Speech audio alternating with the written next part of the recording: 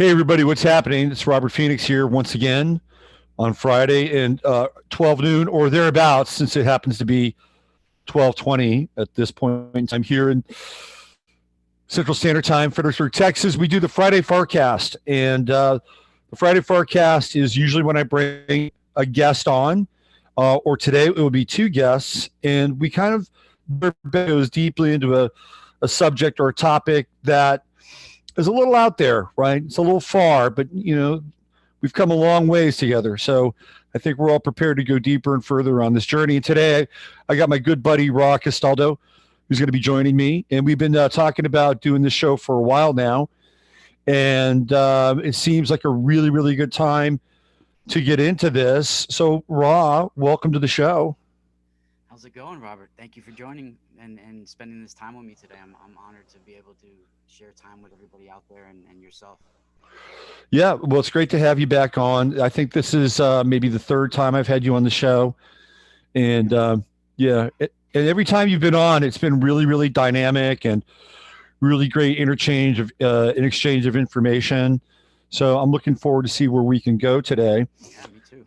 This is Yes. this is gonna be fun. I'm excited to be here. I mean, it's obvious there's a spiritual war happening as well as a physical war on our planet and I think the people are going through such explosion of dream time and explosion of information and a war over spirituality and everything and the reason why we're at such battle with ourselves is because there's such a battle over these spiritual coordinates on our planet as well. It coincides with each other, and because the Earth is at war and our spiritual existence is at war, we're going through all these mixed energies, and it's really important that we learn, how to tap into the eternal memory of the planet and get back to nature and get back to our spiritual evolution again. Right. Absolutely. So, if some of you who are not familiar with a very talented guy. He's a musician. He's an artist.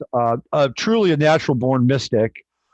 Comes out of this Etruscan uh, uh, sort of lineage, and has a lot of different sort of fingers in a number of different kind of parts of reality. And today we're going to be talking about kind of practical mysticism, because the world is getting very complex now. There are a number of different kind of streams and narratives for reality. I mean, we could just look at the coronavirus, right? Yeah. Some people think the coronavirus is, well, it's nothing but 5G, right? And then there are other people who say, well, this is a real virus and it's a bioweapon. And other people are saying, well, it's not really a bioweapon or a virus or 5G at all. It's just a psychological operation. So we have all these different takes on the same topic, right? I would say they're sort of molded into each other. It's sort of a frequency that's based on fear and psychic blackmail, and a sort of physical virus wrapped into it. So I think that it sort of goes hand in hand. It's sort of a frequency like a lower reptilian type frequency that is sort of like a hive mind. Once it becomes more fear, it spreads through the consciousness of mankind and it Mm-hmm. separates that way. And it also Right. at the same time breaks down your immune system and your respiratory system and designed to just I think it's specifically designed to attack Asian DNA more aggressively. And it's genetically made to target that gene.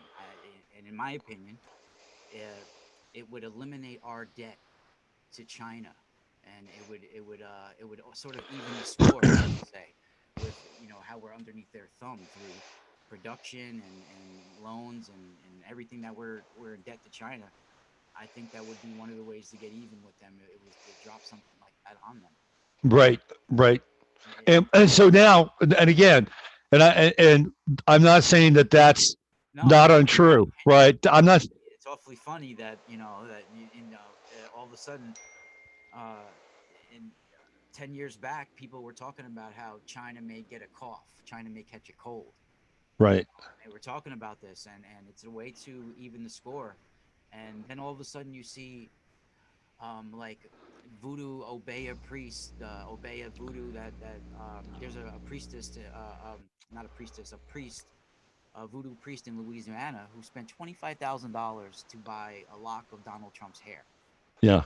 And where does somebody, on the streets of Louisiana get $25,000 cash to buy some of Donald Trump's hair? Seems like he would be funded by something, in my opinion, what came to me is that maybe somehow Chinese fronted that money to somebody or somehow funded that to a spiritual counteraction or spiritual warfare towards our country, to counteract what's happening. That's the other side of this, right? So Yeah. I'm getting a little bit of feedback from the listeners. Your volume tends to be a little low. So if you can pot up your volume a little bit. I have the mic here, so Okay. maybe I should use Maybe the mic from the camera instead. adjust your level on some level because apparently I'm booming over you and I've got my mic down on kind of a low level right All now. right, is this better? Oh yeah, now you're rocking into the mic. I'm closer to the mic. That's the thing. I think that's it. But I think you bring up something really interesting because there is this idea that we level out debt. Yeah. We level out the debt, and then this is a way for us to slow down the One Belt One Road initiative because China was laying all that 5G track basically from China to Central Europe and almost Western Europe, right? But then there's another side, which is like China used this and weaponized this, and it is now infiltrating back to the West, Yeah. right? And then having this kind of blowback, this biowarfare blowback that's hitting the West. And I don't know if you saw, I guess it was right around New Year's Eve. It was New Year's Eve in the Vatican where that Chinese woman is shaking hands with the Pope. Have you seen that? Not from New Year's, but I know the Pope now is sick. He just had a meeting with people about the coronavirus and was shaking people's hands, some of the victims. Right, right. So there's this video. I actually showed it a couple of weeks ago, and there's this woman who's there. It's New Year's Eve, and she's greeting the Pope, and she's Chinese, and she grabs the Pope's hand, and she won't let it go. Oh yes, you're right. I remember now. You're right. And then the Pope slaps her hand, Yeah, right? yeah, Like he's fucking pissed. yeah. And then okay, so now we've got that in our brain, right? Now we've got that in our brain, and then a month later, no, this is over a month later, right? This is over a month later. This guy is having issues now. Whether or not that's true or not, I mean, it could all be. Again, this is the world we're living in. It could all be a fake. The Pope could be, having a fake cough or whatever, and they could even he could like fake die. Like the Pope could fake fucking die, right? Or he could die. I mean, so He's more likely to die. He's got to be in his 80, 85, 86 years old, something like that.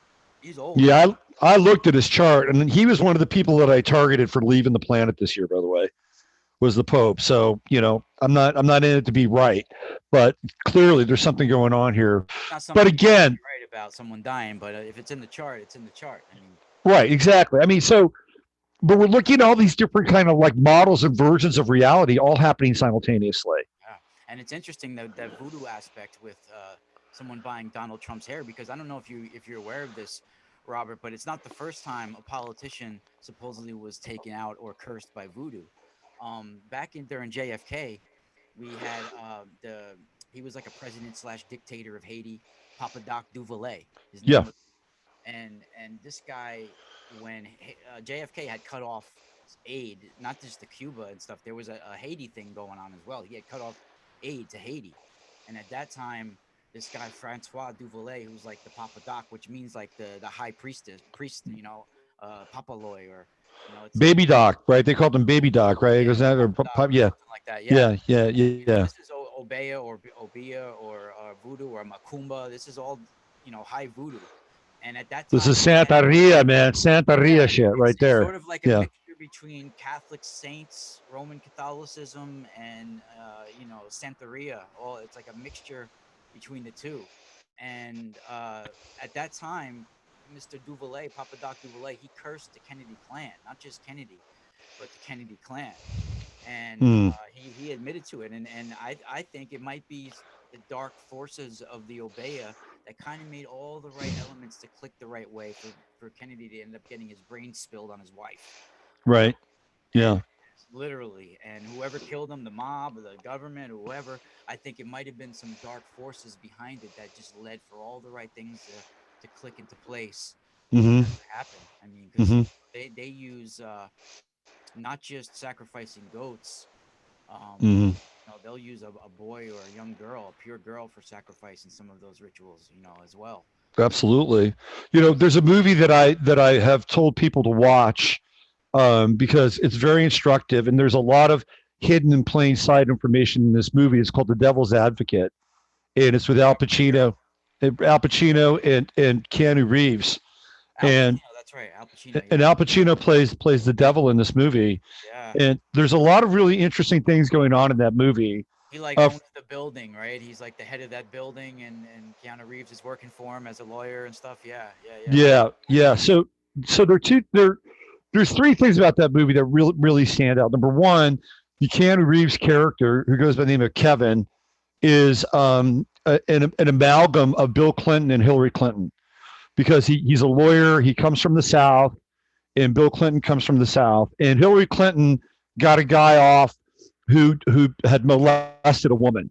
Right, that's one of her claims to fame. Working as a lawyer, at one point in time, she defended basically a child molester and got him off. And in that movie, that's what Keanu Reeves' character does. He winds up getting a child molester off, and that's when he Wow. gets the the quote unquote devil. But the other thing that's really interesting about that movie is that They had there the was redhead too. It's almost like Lilith. the redhead, right? There's also a curse that is used in that movie, and Keanu Reeves' character goes and visits this guy.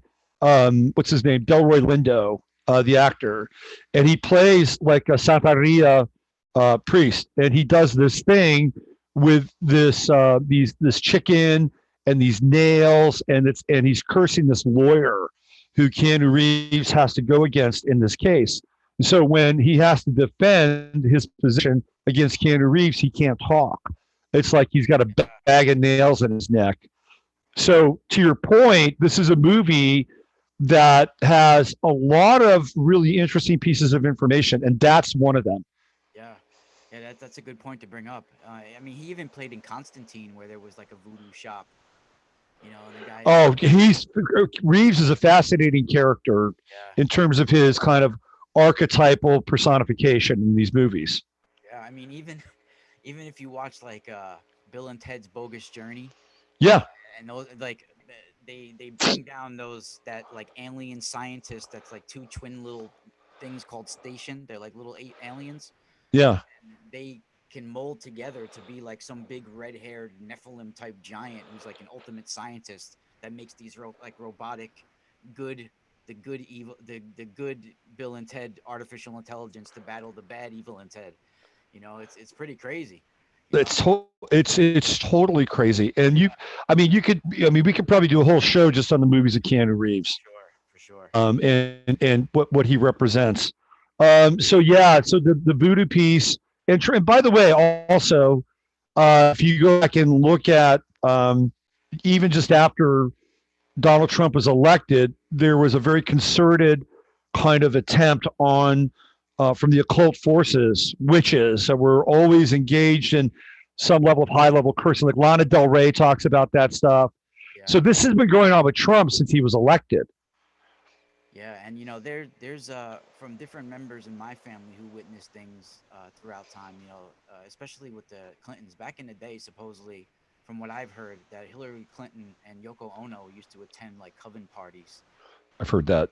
and things like that back in the day, and so they've been immersed in that. That's why, before we get into today's topic, that's why there's all sorts of artists that make sure their DNA doesn't get left at restaurants or at on a napkin or their hair doesn't get left somewhere because they know it could be used against them as spiritual warfare. I got a great story. I got to share with you along those lines. Yeah. So If long it has time to ago, do with Madonna, she's definitely like that. no, it has to do with Bowie actually. Wow. So a long time ago, I was hanging out with this guy who was a photographer, and he lived in England, and he was very good friends with this filmmaker named Derek Jarman. And Derek Jarman was working on this movie with David Bowie called Neutron, And so Bowie would come over to Jarman's place, and they would talk about it. It was this movie that was set in the future, and the world was kind of run by this very fascistic technological society. So Bowie was all into it because Bowie had this kind of love affair with fascism, and he left a pack of his cigarettes. And Bowie smoked Marlboro Lights. He left a pack of cigarettes at Derek Jarman's house, or his flat. And Derek Jarman was telling his friends, "Hey, guess what? David Bowie left his cigarettes over at my place." You know, like joking around. Well, somehow the word got back to Bowie, and Bowie called him up and he said, "Derek, I've decided not to do the movie with you, and I want my cigarettes back." So the flip side of this is, like, I interviewed David Bowie one time, and I knew this story, right? I was in the back of my head, and we're talking about like these movies, Velvet Goldmine. So you were going to make a movie about Ziggy Stardust. We got into all that stuff, and I said, by the way, there's another movie I want to ask you about. And he said, "What's that?" I said, "Well, supposedly you were working on a movie called Neutron with Derek Jarman. Whatever happened to that?" And he said, "Oh, wow, wow, wow. Yes, it was a wonderful idea. Derek had all these great illustrations and da da da da da. And ultimately, it just ran out of money." And he said, "By the way, how do you know that?" He said, "Not many people know that." And then I said, "Well, there's another part of the story I want to ask you about." Cigarettes. Yeah. So I asked Bowie. I said, apparently people still can't hear you. It's like so you're gonna have to you have to really belt it, man. You know what? Here, let me shut off my mic and just use the camera mic. Okay. That'll be better, probably. All right. Because I can hear you fine. Yeah, I have my mic, so that'll probably be better. There you go. So I asked him. So rumor has it that you left your Marlboro Lights over at Derek Jarman's, and then you wanted them back, and that's one of the reasons why you didn't do the movie. Do you remember? You should have seen the look on Bowie's face. Oh, you did it in person. It wasn't like on radio. You was right in No, person. no. I was. He was sitting right next to me. Cool. You should have seen the look on his face. That's great. He was like stunned, silent. I'm sitting there. Oh shit, man! I just nailed David Bowie to the wall. Yeah, cool. But I like him. He was really interesting, so I gave him an out. And I said, "Urban legend?" He says, "Yes, urban legend. God, yes." Yeah, he didn't want to come across looking like a dick. Right. But he was, yeah. And you know what's really funny? Then we'll get into this, but he like punked me when I was waiting for him. Like, so I'm in the boardroom of Virgin Records, right, waiting for him to do this interview, and the publicist comes in, and he comes walking into the room, and he's like got glazed eyes, and he's got really fucked up teeth. And I'm like, what the hell is going on with this guy? So he walks over to me and he sticks out his hand like he's a zombie. Yeah. In his hand, and he sits down and he just looks off into space. And I'm just sitting there. And then he takes his left hand and he pulls out these fake teeth. And then he slaps his hand on the table. He says, "Unflappable. I like that." Yeah, he was testing. David Bowie was fucking pranking me, man. Yeah, he was playing with you. He was seeing how good you were. So I got a question about you, because you have kind of a foot in both worlds, and some people will say that supernatural magic doesn't work unless you believe in it or give it permission. Do you think that that's true or not? I think just because you don't believe in things, don't think they don't exist. Sometimes even though you might not want to believe in something, it's right there in front of your face and you get confronted with it. So it doesn't matter sometimes what you believe, but I think it's amplified by what you believe. And it's definitely, I was born, I think, to see sort of beyond the veil. And I think it happened at the moment of my birth. And we could talk about that a little bit, because it leads into what it goes, where this topic goes today, because I sort of was forced to explore spirituality and mysticism to self-heal myself. I never fit in with going to the doctor, and as a kid I was not sickly, but I had a bout of ear infections, You know, there were certain things that were happening to me when I was little that I had to deal with in a different way. And Mm-hmm. uh, you know, I filtered certain things that were happening to me through sports and music. But the moment of my birth, I feel like it's what awakened my mission, my spiritual mission, just for any of us to be born, Robert, with a human soul to a human birth. I feel something remarkable had to take place within your journey. That you Mm-hmm. have to have done something amazing, some sort of good deed, some sort of remarkable, amazing accomplishment. It's an incredible journey to be able to be born on this realm. I believe Mm. each one of our birth is sort of like a time coded spiritual mission. We all play a part in what's transpiring on this planet. I truly believe that. And at my birth, I was born in caul, or with a cowl, you know, Mm-hmm. like people would say. It's spelled Caul. It's the amniotic sac. And we all inside the womb are in a sac. And when I was born, I was still inside the sac and with the umbilical cord wrapped around my neck. You know, Mm-hmm. so there was forces trying to hang me with my own cord at the Mm-hmm. moment of birth. You know, and there was like uh, a DMT release, I believe, at that See, moment yeah. of See, birth. yeah.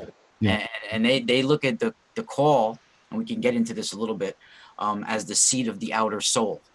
Mm. That someone who is born this way, from what comes to me about it is that when you're born into this world, when you come out of the stargate of the mother, when you enter in from the womb, our first breath, we sort of breathe in the amnesia of this realm, the amnesia of this planet. And Mm-hmm. I feel those that are born with the call, or like they say, born with a veil, or as a call bearer. Some say they're call bearers. I feel that that first moment of when we're first entered into this realm and we have this sort of sack around us, it's sort of like imprinting something from our higher self, or Mm-hmm. our oversoul. And Right. there's some sort of second sight given. I feel it's not just an ancient belief system or some sort of myth, but I Mm-hmm. do feel there's some sort of transmission of the outer soul during that moment. Right. And I think along with the umbilical cord and me almost dying at birth, there was some sort of DMT release, and it opened me up to some forces, and I was able to see into the whole bioenergetic system and things like that. Because as a child, I had my first experiences I remember was like at 5 years old, where the electricity of the house was affecting me. Mm-hmm.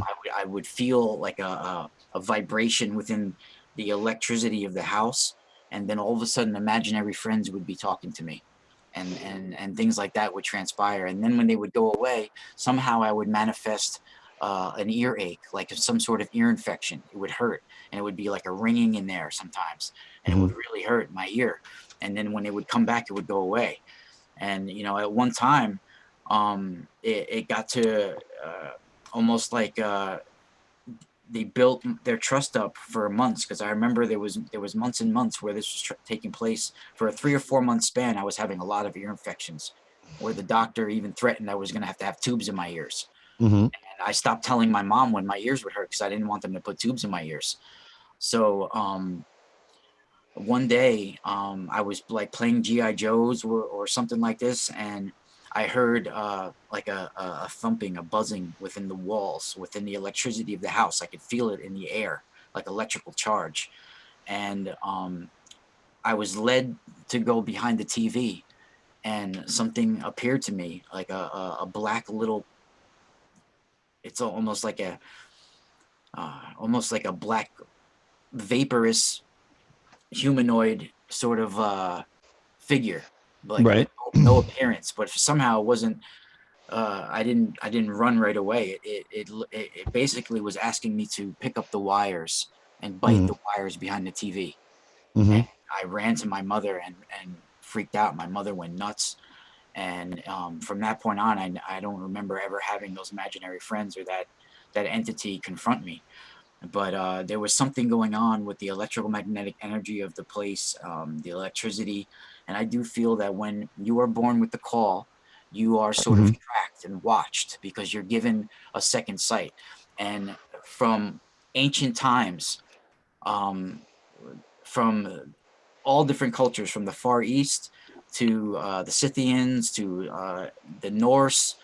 Everyone believed in some sort of call bearers having some second sight, and priesthoods watched out for people born in call, and Absolutely. they raised them, right? So nowadays, Absolutely. I have done a lot of digging since I've been born.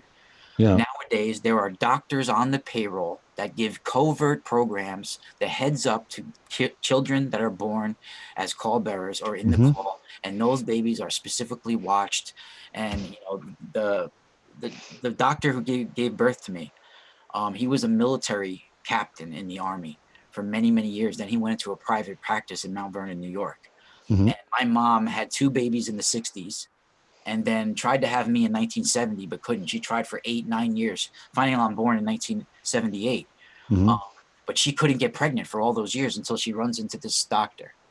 And then when this doctor died, I happened to look up his obituary. In the obituaries, saying how he was a special forces captain, and then after the army of 20 years, he went into private practice. And then Hmm. all of the women commenting on his obituary, I couldn't get pregnant, and then I met Dr. Levinson and I got pregnant. Like all these things. So there was. That reminds me of that movie Scanners. Do you ever see Scanners? I remember it, but I can't remember some specifics. It It, was about people born with the call. yes, they had a certain ability, and they were highly telepathic. And it was a doctor who was a military intelligence doctor who was developing these children. It's an interesting. So that plot exists out there in David Cronenberg cinema land. Wow. It's really interesting, this idea of the call, or the calling, right? You get a calling. So I have all the information on my website Yeah, as well. To say yeah, my yeah. Italian heritage, they end up calling you like we're the Benindante, we're the good Hmm. walkers, where it's sort of your whole life. Um, During dream time, during certain nights of the years that we call the ember days, which is like the equinox, the solstice, you'll Hmm. fall into a deep sleep, and your soul will travel, and Hmm. you'll be traveling into the collective consciousness, sort of like fighting between the light and the dark. And we call this the Benindante versus the Malandante, the good versus the bad. But Hmm. uh, people born with the call are usually get polarized either towards the Malandante or the Benindante throughout their life. Right. And usually around the age of 20, they feel a pulling to go towards one side. And around Hmm. my early 20s was when all of a sudden I felt like a spiritual tribal drum beat within me, just beating, Yep. beating, beating. And at spur of the moment, I got on a bus from New York City and went to California and went through Hmm. all the spiritual transformation and spiritual interactions with all these things that were apparent to me, because all my teenage years I numbed my psychic abilities with drugs and partying and going to raves and going, in my band and Hmm. all, and I numbed it. And then in my early 20s, I was like, screw this. I got on a Hmm. bus. I went to California. I was playing on the streets with my guitar. I ended up meeting people and going out to do ayahuasca in Brazil, and going to a Muay Thai camp and doing all this stuff. So like, that was my Benindante calling, Hmm. and Yep. Yep. sort of where it sort of like activated, and I went through all this spiritual dilemma. But growing up, I had a lot of experiences, and I had a near death experience when I was 9 years old Hmm. that really changed how I saw things and scared me, because I didn't understand the forces that were going on around me. Hmm. I'll give you an example, and it ties into practical mysticism, and uh, what everybody's abilities are different. But as a kid, I noticed that sometimes I would just sort of like, if I would doodle on my notebook and just daze out for a moment or two, right? And I found myself sort of going like in a figure eight motion with the pen a lot, and screw sideways like infinity. And I was Hmm. going, and I would go over almost like an automatic writing, where phrases would appear, portraits would appear, people would appear. So there are certain forces, universal forces that are on this planet that filtered through, and I do believe. Absolutely. I used to draw stars all the time. I was obsessed with stars, trying to draw the perfect star. Stars, and what am I involved with, right? So you're absolutely right. These forces do kind of interpenetrate us, and as children, we're not always completely aware of that. By the Yeah. way, We have to use yeah, these forces to battle the negativity on our planet and pump the yeah, positivity, like the music frequency, our creative frequency.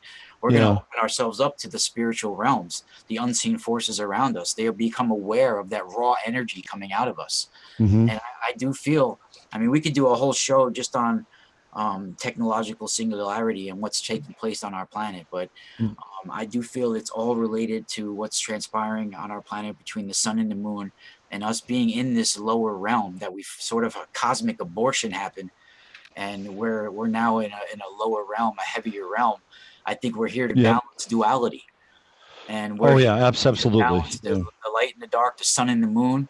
Hmm. And it's very important for practical mysticism in general, or just for spirituality in general, to think about um, both the sun and the moon, and getting back to the um, elemental forces and making amends with the elemental forces on our planet. Most people, most religions are either it comes down to the masculine and the feminine, the light and the dark, the good and the bad, the solar or the lunar, right? So you That's either right. have Yeah. solar priesthoods or lunar priesthoods, but we Right. need to have both of that incorporated in our daily spirituality for us to Yep. succeed, and that's why I'm even a reverend in the Our Lady and Lord of the Trinacrian Rose. Trinacrian Rose is from Trinacria. Trinacria is what Sicily used to be called, and Our Lady and Lord says both. We're sort of, it's sort of like give homage to the sun and the moon, the masculine and the feminine. And Hmm. although I don't believe in, and I'm not like worshiping deities, I do pay respects to the sun and the moon. I use Hmm. the moon to charge my energy spots in my body, and I do sun gazing.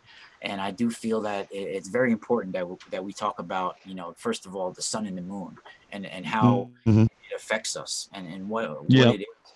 Because if you Yep. look on our planet, Robert, it's sort of like what's happening is like out of an Arthur C. Clarke short story. Have you ever seen? Have you ever read a collection of his short stories? It's like one called 9 Billion Names of God. I've heard of it. Yep. Yeah, where there's like these Tibetan monks, and they believe if they repeat all the 9 billion names of God in all different ways that it can be said and recited, front ways, back ways, all jumbled up, that once they go through it all, that it would bring a higher level, the end of the world as we know it, right? Hmm. So basically, um, they hire like the best supercomputer in the Western world to whirl through all these names of God, to be able to compute all these names of God. So the supercomputer company is like, why would a Tibetan monastery all the way up in the Himalayas want this most expensive supercomputer in the world? But this Hmm. Tibetan monastery had the money, so they Yeah. said, screw it. They didn't believe what they were saying anyway. So they sent the supercomputer to the Himalayas with two guys to live there for a couple of months so they can like install the thing and monitor it and do everything, right? So they basically have to take it on a plane. They have to take donkeys up the mountain, all this way to get the computer up there. Finally, they get it up there, and it's whirling through the names.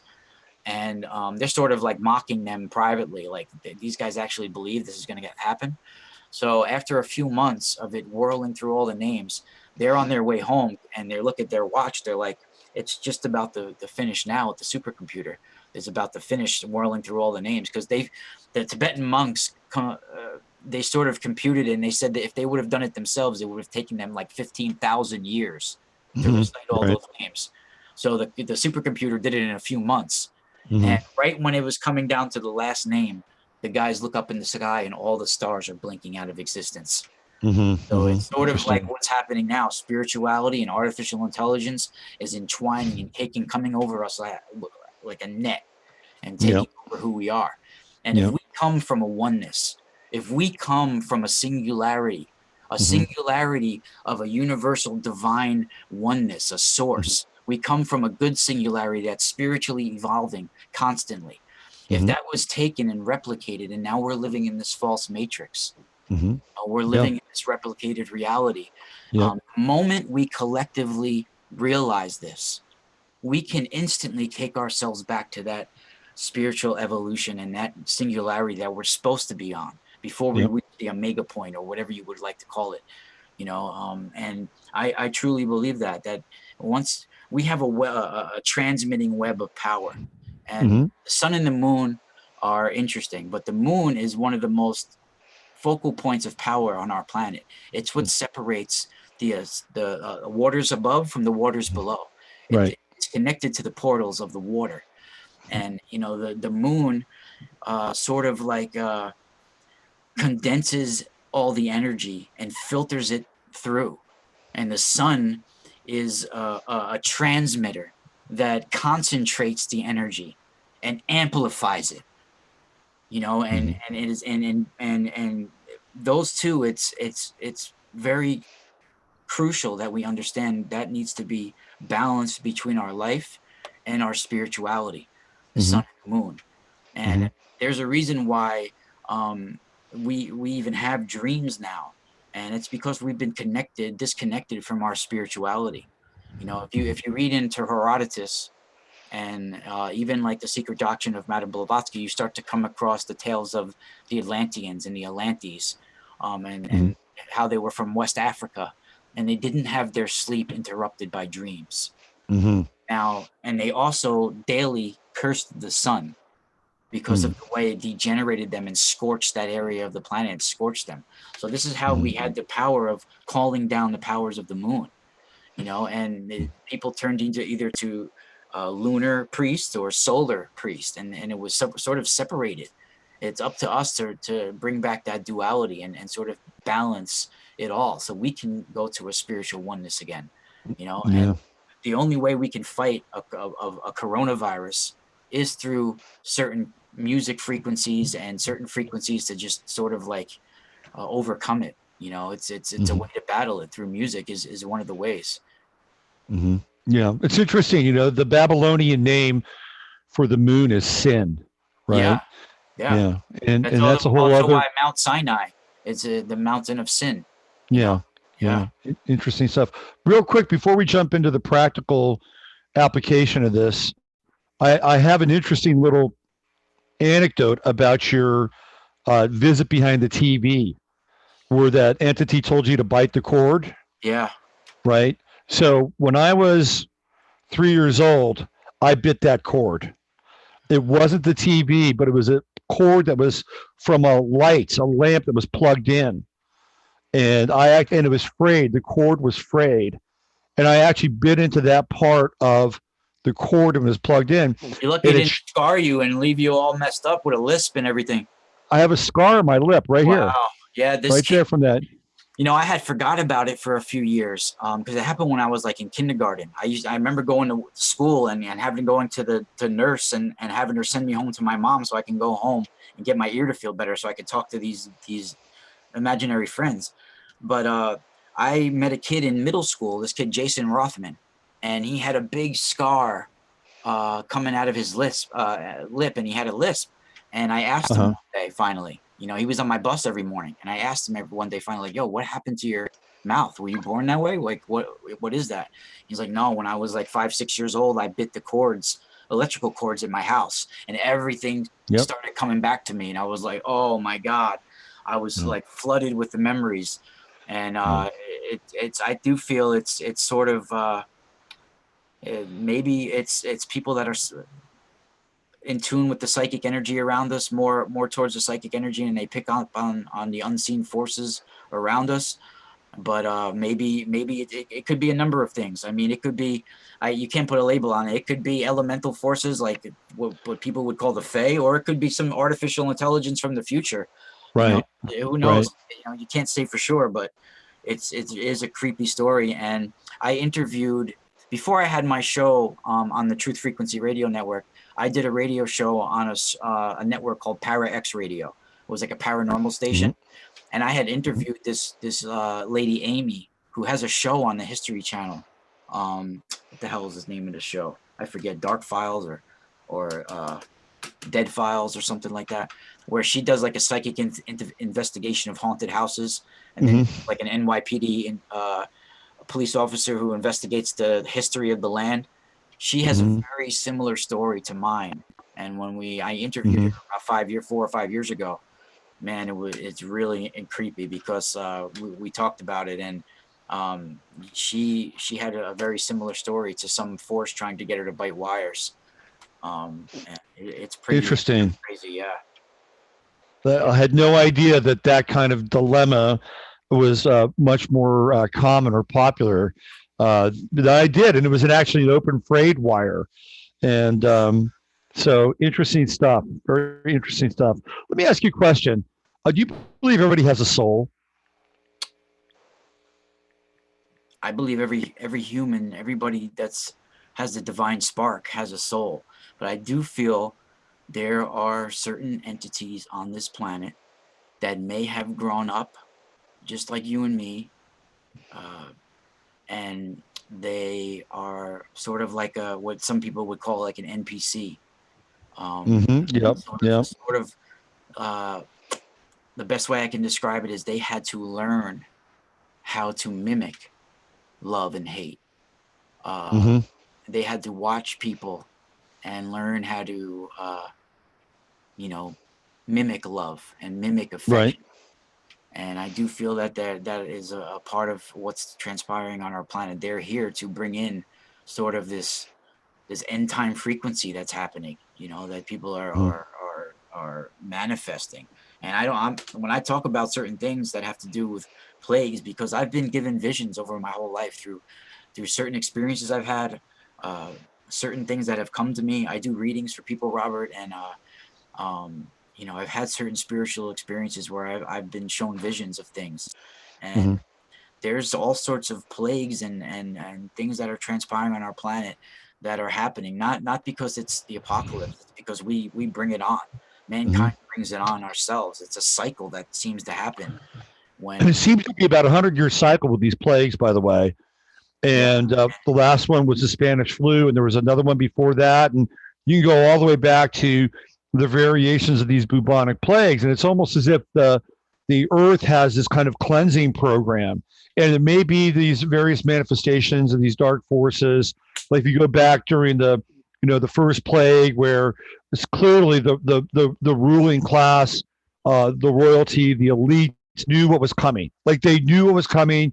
They made sure nobody had any salt because salt was going to be one of those things that could help people, right? And then guess what happened during that time?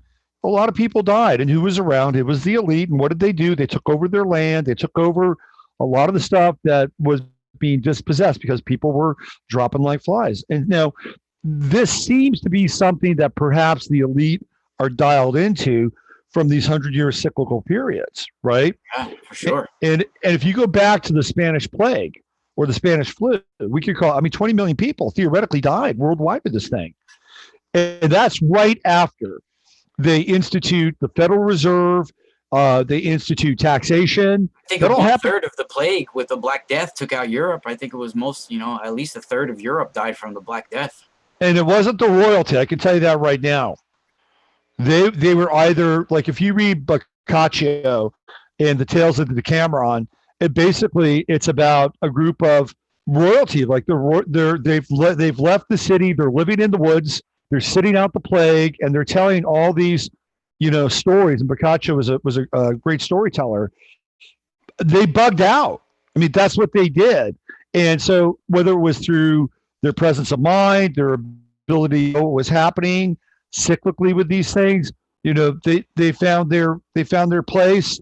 They had the things that kept them alive.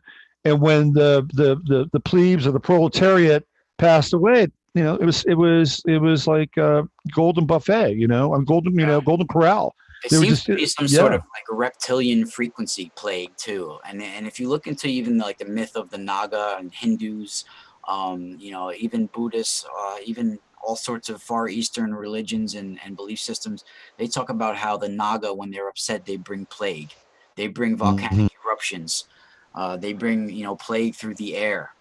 And even like malaria was blamed on the Naga. It's a sort of like the snake wind disease, they would call it, you know. And the ill wind.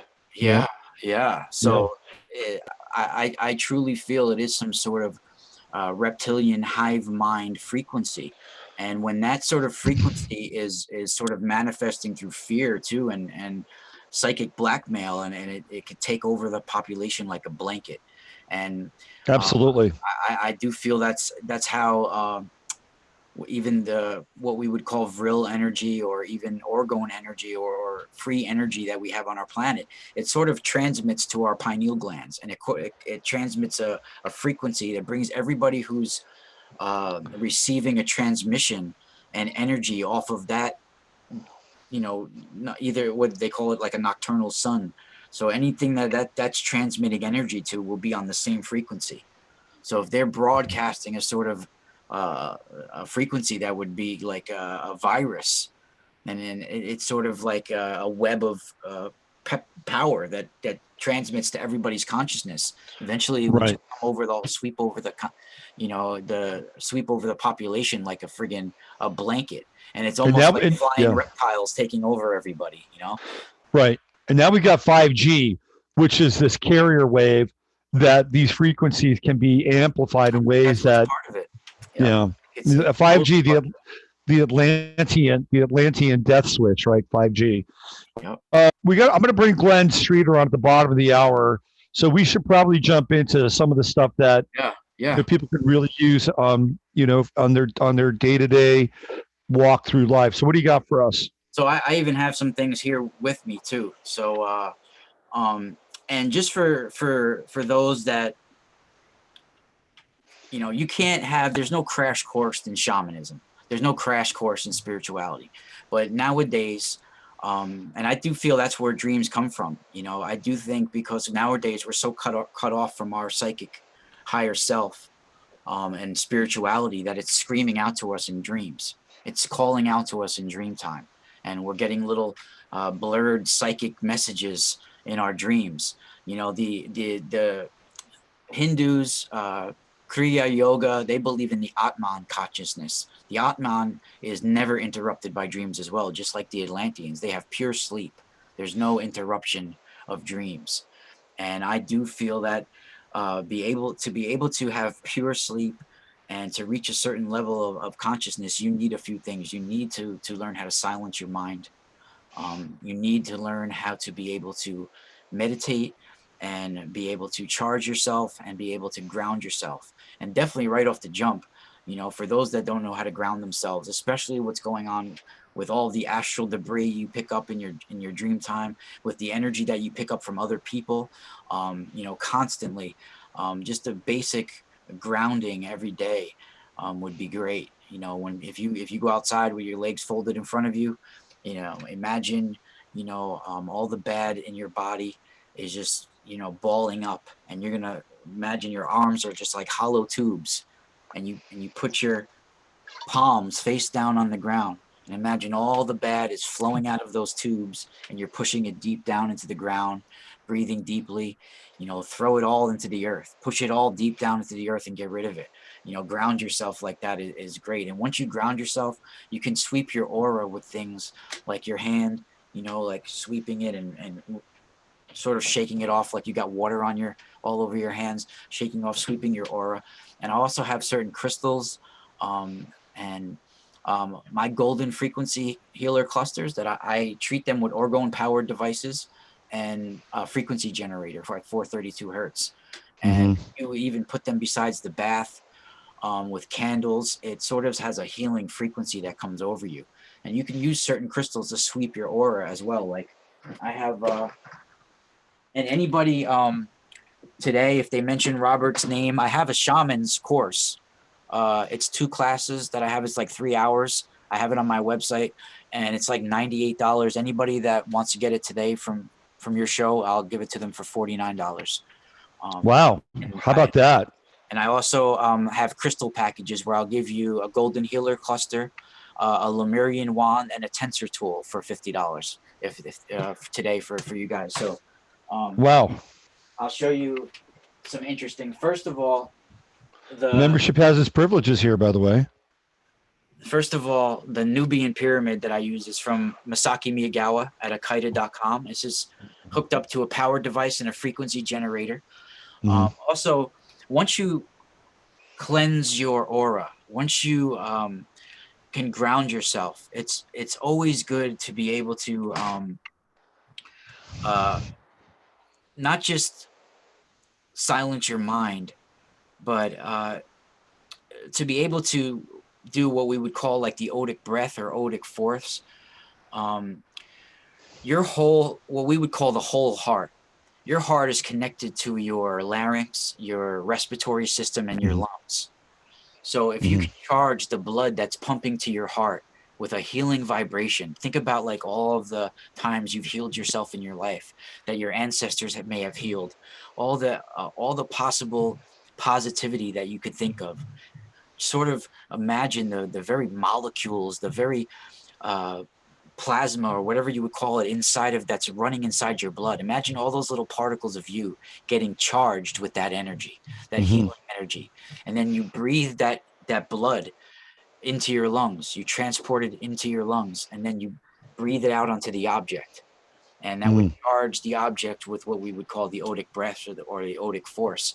But to be able to do that first, you would also have to be able to be grounded, and you would want to sweep your aura and do that. And you could do that with some of these, things that I have here. So I have a few on my website, and today, if you want golden healer clusters, I usually do 1 for $33. I'll give you guys 3 for $33. Wow. So I have golden healer clusters. I have Lemurian wands, and the Lemurian wands are very nice, and they can be used for sweeping your aura. These are what we would call Lemurian wands, pointed Lemurian wands. They're very nice. They come in all sizes. And the golden healer clusters, these are like frequency crystals. So what are frequency crystals? Well, these are golden healer clusters of crystal that I have treated with those orgone powered devices and with 432 hertz frequency generator. And these are beautiful. I have a whole bunch of these golden healer clusters. They have a beautiful golden tint to them. Right. And so you charge those? Is that what you do? You charge them? Yeah. They're treated with 432 hertz, a frequency generator, and orgone pyramids. If you guys want some that I haven't touched at all, you can request that as well. Right. And 432 is the frequency of the natural scale. Yes. Right. That is the frequency. That is the before it got changed to 440. And theoretically, that was a Rothschild maneuver to take us out of the natural resonance and natural frequency resonance. See, I also make custom tensor tools, copper tensor tools. And two of my models that I have here are, you can find out in the public. They're sort of like universal, sacred, geometrical, known symbols. One of them is the triple spiral. Oh, nice. Beautiful. This is pure 99% pure copper. And this is amazing for, it balances emotional issues. It clears, elevates energy, clears bad energy, reduces fatigue. It protects you from EMF, protects you from 5G. It builds a force field around you, basically. And it's very healing. Another is what I call the Daywalker AccuVac. And this can pull pain out of your body, literally pull physical and emotional pain out of your body. Now, is that something that somebody would wear, or would they keep it around them? Yeah, it comes with a necklace material. You could wear this, and you can even hold it in your hand. And you see, it's like almost like the DNA spiral. And this goes through it. The top loop, it goes all the way down and through it. So it's like pulling the pain out and renewing. Sort of, you have like a toroidal vortex, and it's very, very powerful, and it pulls pain out of the body. The other one that I have is that I'm aware of. I'm the only one that I've ever seen that has this model. This is my own custom design. It's modeled after a spiritual experience I've had, and the Ankh symbol, almost like a variation of the Venus symbol as well. So this is almost like a crux ansata, but it's more like the human body with their arms up in like a spiritual experience. Right. Then you have the spiral in the top loop that sort of represents your connection to your higher self and the spiral galaxy and even to the black hole, you know, so Right. all the way So to these are all wearable spiritual technologies yes. that people can just employ, and they create a field around the individual. Sometimes I This, put this, if I have a headache, I lay on the bed and I put this on my, over my pineal gland, my third eye. And the next thing I know, I woke up, it's 3 hours later. I just mellowed me out and I fell asleep. yeah, Yeah. interesting. Do you know about Dom and Hor at all? I'm in horror. No, sounds like almost like an S&M factory. I know, right? Dom and Hor, exactly. So Dom and Hor is this community in northern Italy, and it's a really interesting place. You might check it out. I mean, it's kind of in the part of the world that that we've talked about, that Tuscany area. Yeah. Yeah. Anyway, Dom and Hor specializes in the creation of these things called selfic technologies, which are kind of similar to what you're bringing out here. Check out Dom. By the way, if people have not looked at Dom and Hor, it's a very interesting kind of place to check out, field of study. They have this thing called the Hall of Man, which they essentially hollowed out into the side of this in this mountain. It's a very interesting place. Anyway, check out the Celtic technology, because they use these quartz, and they use these crystals, and they use these globes, and they create these small kind of wire-like sculptures out of them. And then they'll use them when they like give a lecture, right? So when they give a lecture like that, but even more complex, right? That's like beautiful. But they incorporate this stuff in everything they do. Just inside of it, it's like a tetrahedron of a amethyst tetrahedron inside of it. Yep. There you go. So we've got wearable technology, which apparently Roz got. I was listening to you, by the way. I didn't mean to cut you off. No, that's okay. So all right, we've also got sitting like Indian style, hands on the ground, tubes, right? What about, like, you talked a little bit about sun gazing, slightly controversial, but if somebody really wanted to get into the sun, how could they do it safely and get some merit and benefit out of it? Yeah, I think there's a few moments of the day, or sunrise and sunset, where it's good to absorb the energy. And I'm not talking about looking directly into the sun. There's more extreme members of sun gazing, but you're sort of focusing on the sun with your pineal gland, and you're picking up, and you're making amends, first of all, with yourself and the sun. That's how that's my best way to do first, before you can ever love yourself, and be able to appreciate and be able to spiritually evolve with yourself and your surroundings. For us to be able to do that, we first have to understand and make amends with the celestial forces around us, and the cosmic consciousness around us, and the sun and the moon is part of that, and it's the way we have life on our planet. It's how we live. It's how we transmit energy to each other. It's through solar, so it's very important that we incorporate the sun and the moon within our lives. And the best, so what hours of the day would you recommend? Sunset and sunrise. Sunrise. Yes. And for how long would you say? The first time you did it, I would say like 10 seconds, 20 seconds. Okay. And then progress from there, definitely. It would, where you could do it up to an hour or 2 hours, if someone has that sort of time. But it's very important too, that like you see life, if you're able to communicate with nature, you want to look at life no longer focusing through your eyes on top. You want to look at your eyes through your heart, your heart center. And if you can be able to look at your eyes through your heart center, you can see behind you into the other world.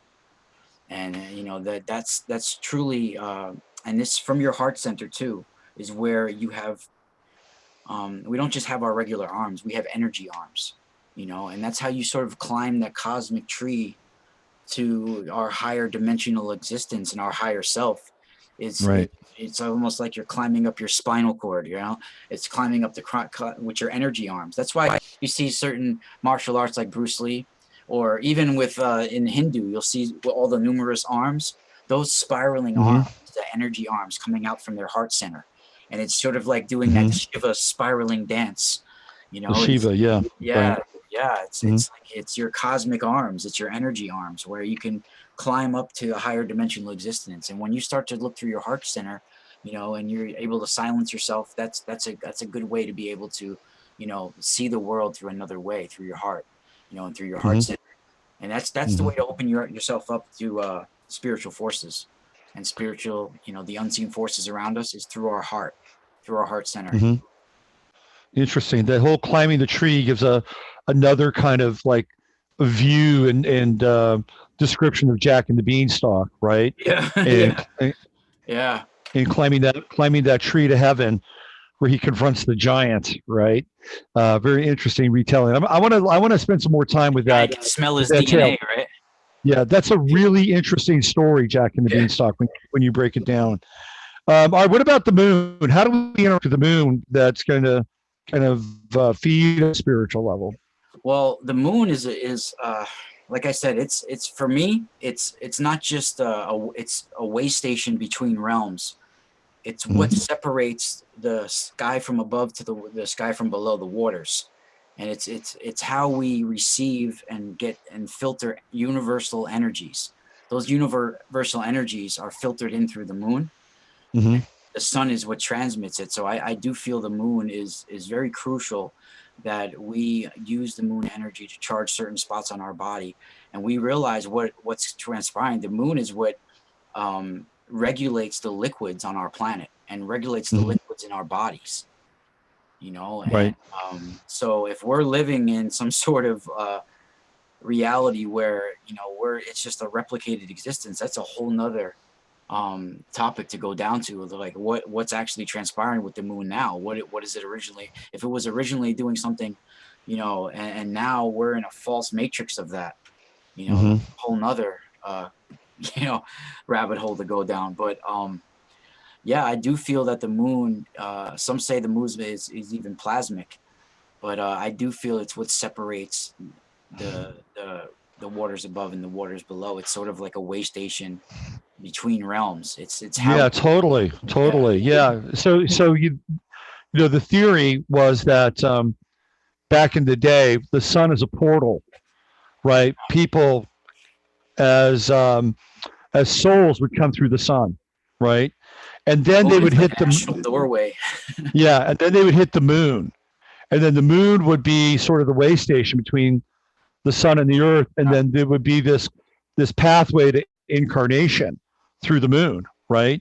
And supposedly, when they would have the pharaoh, who would be theoretically mummified, and then the opening of the pyramid would be aligned with the moon, so that this process could take place, and the pharaoh could be reanimated, right? Yeah. Through this journey from the sun to the moon, but coming from another realm.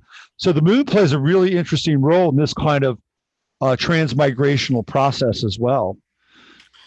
Yeah, I mean, the sun transmits the forces into our solar system, and each planet has its own personalities and unique traits to it, so it deals with it differently. But it's our whole bioenergetic system. The sun basically transmits energy to it, and it concentrates this energy. And I do feel that it's very important, but the moon plays just as an important role, if not more of an important role. The sun is sort of like a transmitter, like I said, but the moon is the main sort of power spot. It's what absorbs, condenses, filters our power. It channels all of these forces to us. It's a mediator between our human experiences and magic. It's a mediator between our spiritual experiences and our human experience, and the sun amplifies it. It's a generator, and the raw energy that the sun is transmitting, and it's amplifying and enhancing. Right. And yeah, it's enhancing energies that already are present on this planet and inside our electromagnetic sphere. Yeah. That's It's interesting. It's interesting because I've been watching these cycles kind of emerge and dissipate, and we went through a very kind of Dionysian and lunar cycle that really began in the 1960s. And there was this whole kind of movement towards of the obliteration of the being resurrection of the dead.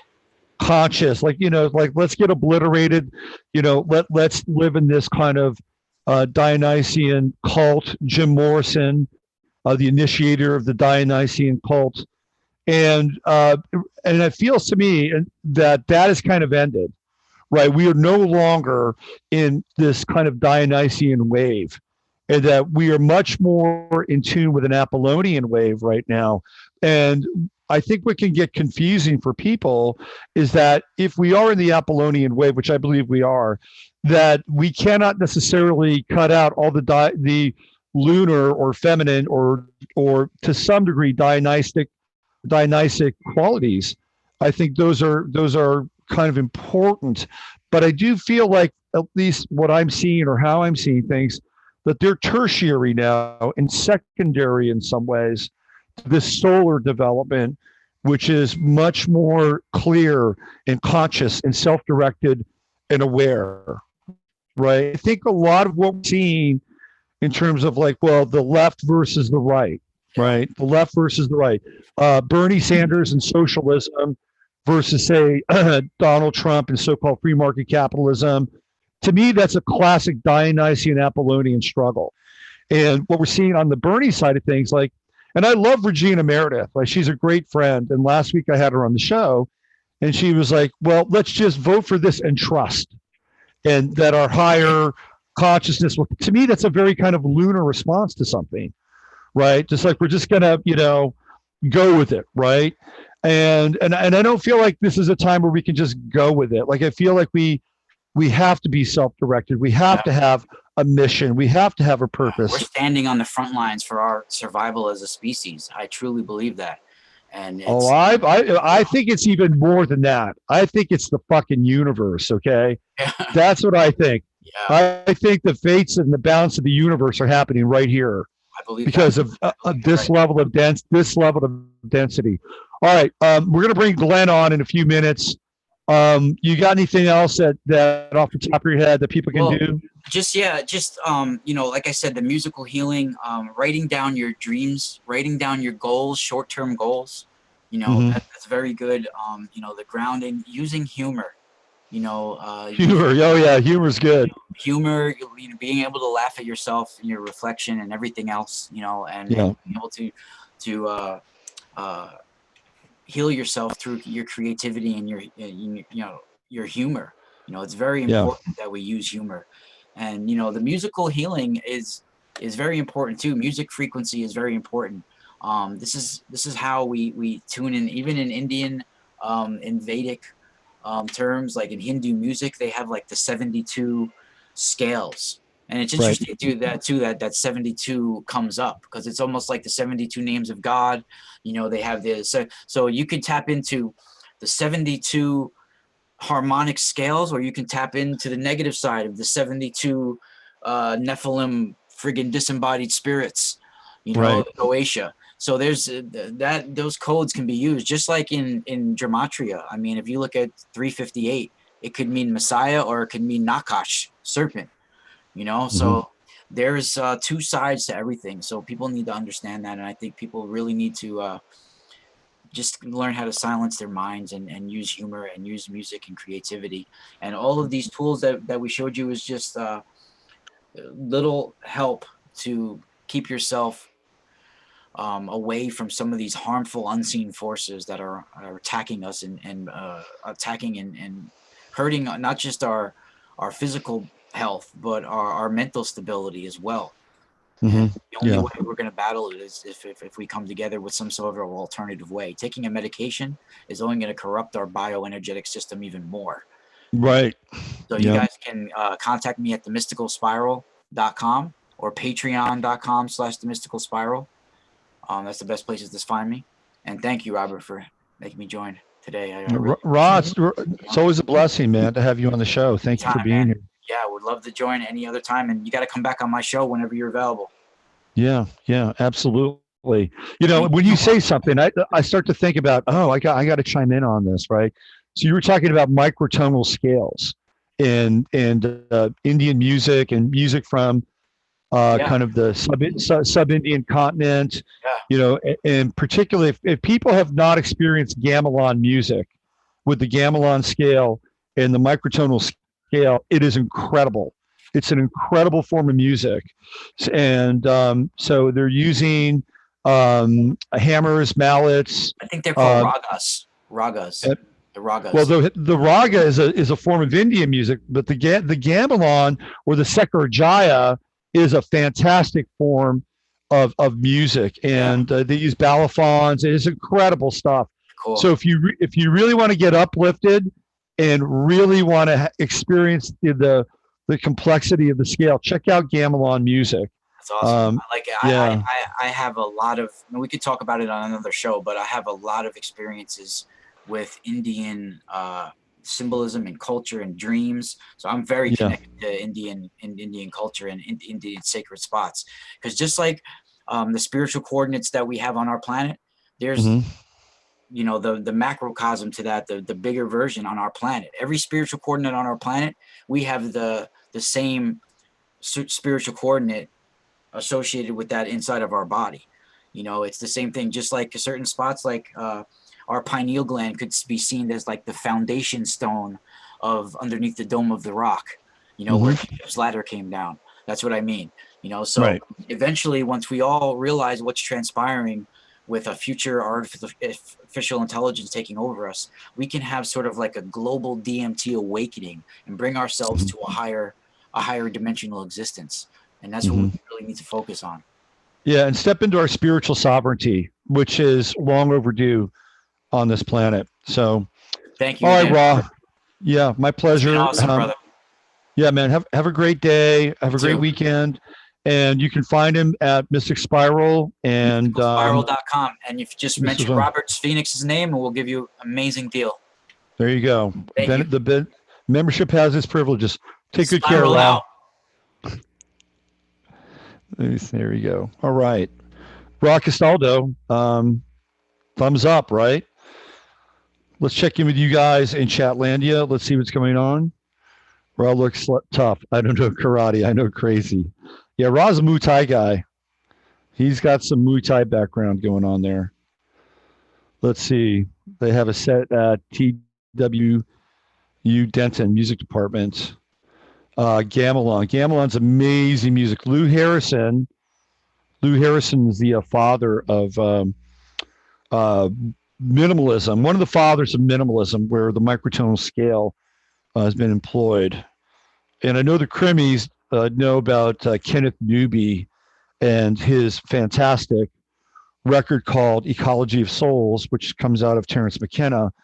And that's another artist I highly recommend, by the way, is Kenneth Newby. And he has taken the microtonal scale and these gamelan ideas. And Lou Harrison was actually a mentor of Kenneth Newby. So if you want to have a really interesting listening experience, check out Kenneth Newby and Ecology of Souls. All right, we're just waiting around here for Mr. Glenn Streeter. Let's see, let's see, check the phone messages. What do we got here? Oh, I'm sorry, I have to email him the number here. Hold on one second. Let me do this. Let's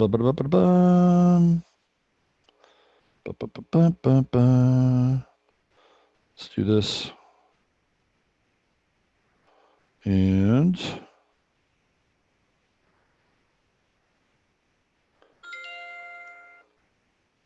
a few little adjustments here. Now, Jasper made his entrance into the show. I have a funny story about Jasper. Give me one second. Let me and Rosie, by the way. So Jasper's like, he's doing this creep now.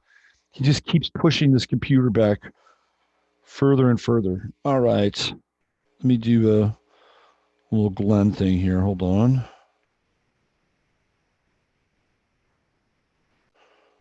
All right.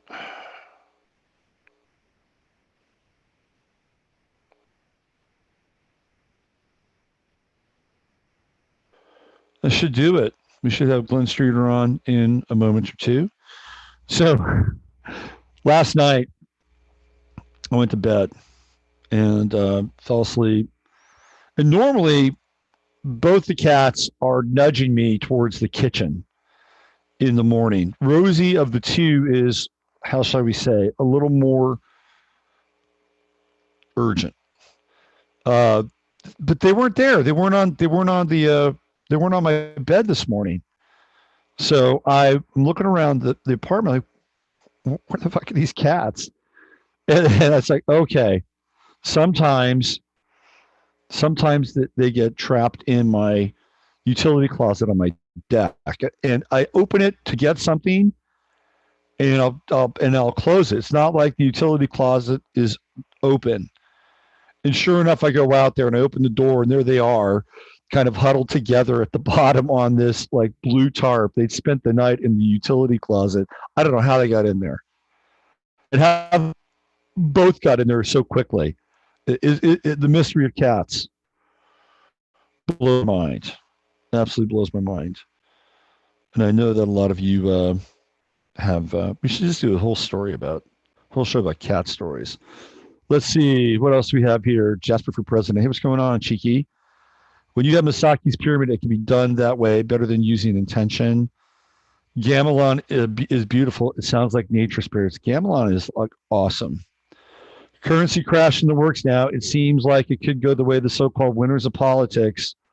So what do we got? Let's do a quick scan of the markets, shall we? Let's do a zero hedge. Let's see what's happening with zero hedge. Let's do a quick market scan because they'll have the latest and the not so greatest on zero hedge. What do we got? CDC confirms 2 new coronavirus cases in U.S.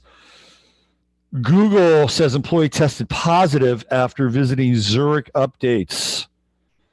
Goldman, B of A, brace for crisis. One sees 3 rate cuts through June.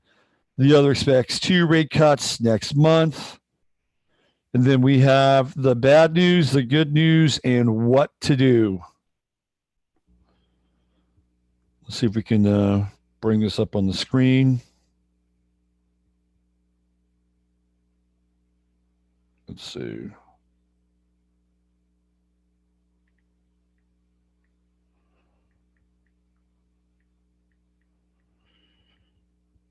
Just coordinating with Glenn here. I'll bring this up, and I'll pop this while we're waiting for Glenn.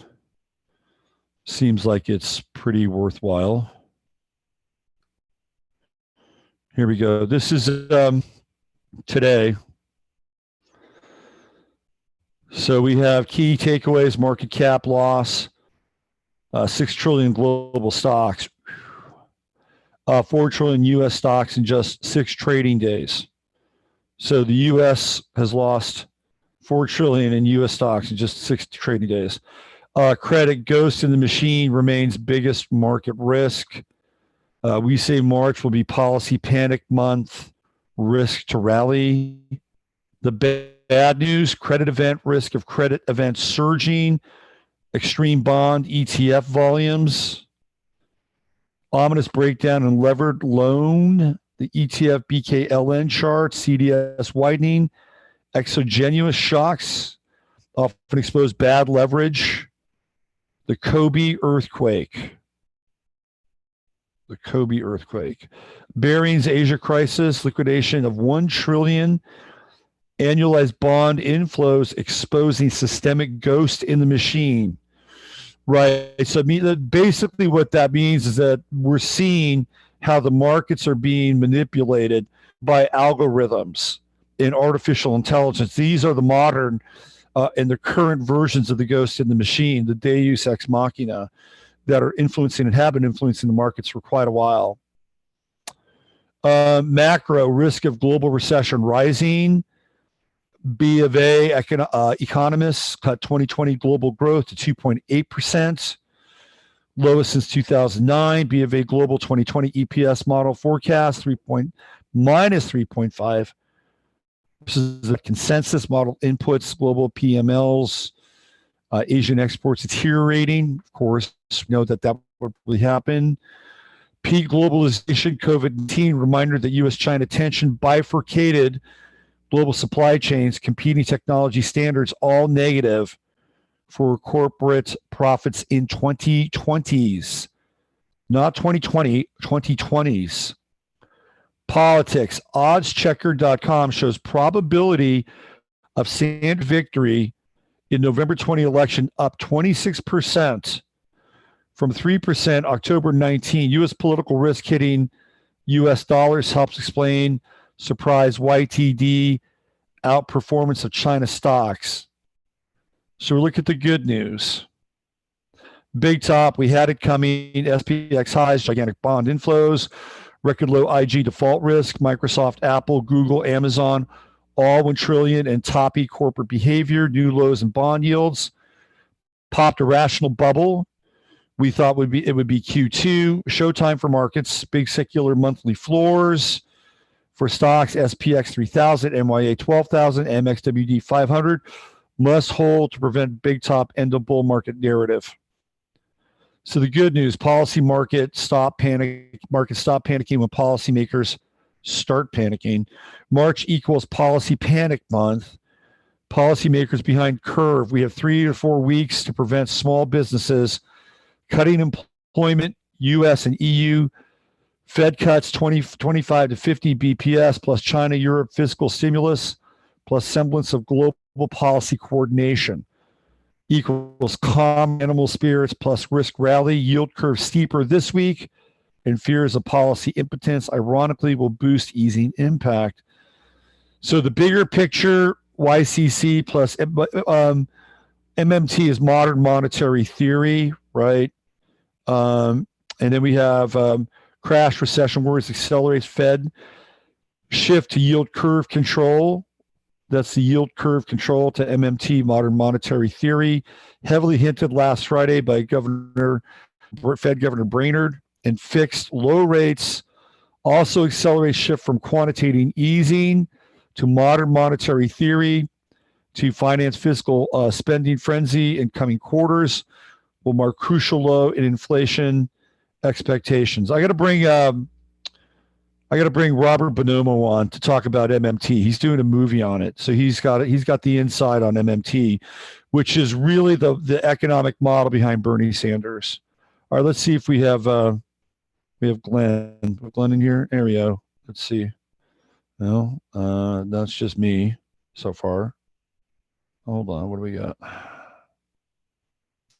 Here he is. Bring him in here. What's going on, Glenn? Hey, Robert. Great to be with you again. Thanks for joining us, man. Oh, it's an important time, important topic. Did you just hear what I was talking about with the markets?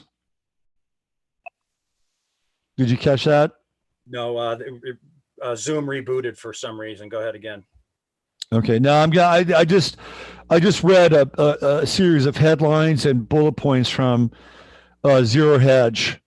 So we're looking like it's looking like we're getting ready to hit the financial wall here, but it's not all bad apparently. But people should prep for this thing. Speaking of prep, that's why you're here. Thanks for coming. Glad to be here. So the backdrop of all this is COVID-19, and really, I've been talking with Glenn for a long time about coming on to the show and talking about how to stay healthy and finding ways that you can do it on your own. Like you don't need to go to a third party in order to stay healthy, take care of yourself, and take care of family, whether it's COVID-19 or just your daily health or, some other potential crisis or catastrophe. It's good to know these things. Well, so with the amount of time, we've had so many false narratives in the past, like Ebola and Zika, and right. They were big nothing burgers. But the difference here is the supply chain collapse. That's right. So that's right. Let's not even get into the details of the current calamity, but talk about how do we prepare and get ahead of that curve before we Mm-hmm. get some of these things that are critical for creating a triage at home, basically. Mm-hmm. Mm-hmm. Because So people have you're in trouble. what do you got for us? Okay. First thing is that we need to remember that everything has been weaponized. So to keep that in mind, not just in light of this particular pandemic, but information Mm-hmm. and a lot of disinformation. I mean, there's people saying that the sky is falling, and then there's others who are saying it's all a big nothing burger right now. So Mm-hmm. prepare anyway. Number one most important thing is our mental health. And the best way to deal with that is with vagal toning. Sure, everyone knows what the vagal nerve is. It's the ultimate control mechanism in the human body for Mhm. everything from blood pressure to blood sugar regulation, what have you. So there's what's Mm-hmm. called the 5-2-8 breathing method. 5 in, Mm-hmm. hold for 2, release for 8. We do that for a couple minutes. We can actually get our vagal tone to a relaxed place. Also, the Wim Hof breathing methods and some of the ancient methods are fantastic. But Jim Donovan from Rusted Root, the band, has come up with a Mm-hmm. frequency tone to raise the vagal tone, which is kind of interesting if folks want to check that out on YouTube. So primary thing is to focus on our mental state. CBD can be very helpful along with the nootropics. I'll let Mm-hmm. folks look that up. There's probably 30 or 40 nootropics out there that are really exciting and safe. Hey, I wanted to ask you about a new tripper called Phenibut. What do you know about it? Oh, I've used it. I thought you would. It's Can you fantastic. break down Phenibut? Yeah, you like it? So for folks who used to do a certain powder back in the day or like caffeine, but don't want all of the difficult acquisitions or stigmas associated or dangers to the septum in the nose, Phenibut is a wonderful substitute. Mm-hmm. Kind of up there with modafinil, which is another good nootropic. Right. So like when I'm dragging and I know I need to go exercise or toward the end of an exercise session, a little bit of Phenibut is a wonderful little safe bump, shall we call it. Right. Right. Good. All right. So that's good. What else? What else you recommend in the nootropic world? Well, CBD is probably the foundational nootropic. Mm-hmm. Folks can dabble with THC if they want to. There's also one called ondansetron that's fantastic for oxygenating the brain. Mm-hmm. Once again, modafinil, which is probably the best nootropic for people who need a stimulant. It's much, much safer than caffeine. Mm-hmm. Yeah, there's a number of them. Right. What about modafinil versus adrafinil? Any difference there? Substantive difference? Yeah, it's all subtle. Folks can look up what the effects are and compare, and maybe everyone should probably muscle test or use a pendulum to determine the application for them, because some of the nootropics are stimulating and some will bring you back down to a more mellow state. So everyone knows What's your take on kratom? I love kratom. Mm-hmm. Yeah. Kratom's a double-edged sword, though. We have to be careful. We have to understand that higher doses actually make us more mellow. People think that more makes you crazier. So I've done a lot of experimenting with kratom. It's fantastic. I think it's a great opioid replacement. And let's remember, 90% of the drugs that we're talking about, not necessarily nootropics, but drugs for our society, are made in China now. Yeah, that's So right. we have a window of maybe a month or two before the economy collapses, regardless of what happens with the pathogen, right? This is why we're talking about this now. And what does it hurt to have these things and then not need them versus the other scenario? I'm right there with you. So mindset is really important, and there are things that can help you with your mindset. Because you and I were talking about this last night. What we don't want to do is get caught up in cortisol production. Absolutely. We want to just cut that off at the pass, so that we can be like right here, right now with everything, and not be like just driven by fight or flight. It's such a unique time in history because we have literally thousands of vectors that are all converging right now. Whereas our great grandparents may have had 25 vectors. I'm just throwing things out that you get it, right? Yeah. So we need to stay calm. We need to stay focused. We live in an urban area that's not defensible. We probably should think about getting to a safer spot, right? So let's talk about some of the free biohacks that we can do for prepping. Sunlight exposure, heat shock proteins, which are created through exercise and through sauna, hot tub, steam room. The breathing exercises, time in nature, time with water, time with animals. Let's not forget laughter. Norman Cousins healed his cancer through laughter. He didn't allow anyone in his hotel room who wasn't funny, right? Right. Sorry, Yeah. Yeah. hospital room, right? Yeah. So those are some of the free biohacks. Sleep is the ultimate free biohack. Let's make sure that we're taking the products that we need if we can't unwind. Yeah. What could people use who have sleep issues? A lot of people do. Well, again, not to be a broken record, but the CBD is the foundational sleep aid. Just because it balances the endocrine system and especially melatonin. But some folks need more. In a THC legal place, that would be the next logical step. I would save melatonin for way down the road, just because when you start messing with the hormonal system, that's the most powerful modulator in the body. Yeah. Isn't there like a window for CBD before you go to bed? Like, you don't want to take it right before you go to bed, but maybe what, an hour or 90 minutes? Or that's what I've heard. Like, you just don't want to do it just right before you go to bed. Is that true? I haven't seen that or heard that, and I've been using it for a decade. Okay. All right. Just wanted to make sure that. So anytime you want. Yeah. Let's talk about some of the cheap biohacks that folks can go that are not these. These are going to be cleared from the shelves. The first thing, okay. Okay. Baking soda. Yep. Hydrogen peroxide, castor oil, Epsom salts, Boraxo, the soap, which can actually be taken internally. As an antifungal, and it does have anti-pathogen properties, and it's also a testosterone booster. And it's $3 a month. What else? Very important product called Celox. Everyone needs to go online and get CELOX. This is a wound dressing that the military uses. It can close a hole from a puncture wound. It's very, very large, and do it immediately. Buy someone some time before you can get them to a qualified person. Iodine. Now remember, iodine comes in multiple forms. I'm talking about the topical iodine called betadine, which is about $15. You can use this for irrigating wounds and what have you. But then there's an iodine taken internally. We prefer Lugol's solution, but there's a number of formulas out there. Food grade iodine. Yep. Iodine is partially radioactive, which is what makes it so valuable as an antipathogen. Also nourishes the thyroid. Chaga is another one, the mushroom. Yep. That's been getting a lot of airtime lately. And then a product called Adia, ADYA, Adia Clarity, that folks can pick up if they Google that. That's for water purification, but it can also be taken internally as an antipathogen. Okay. And really so important for us to know about avoiding antibiotics.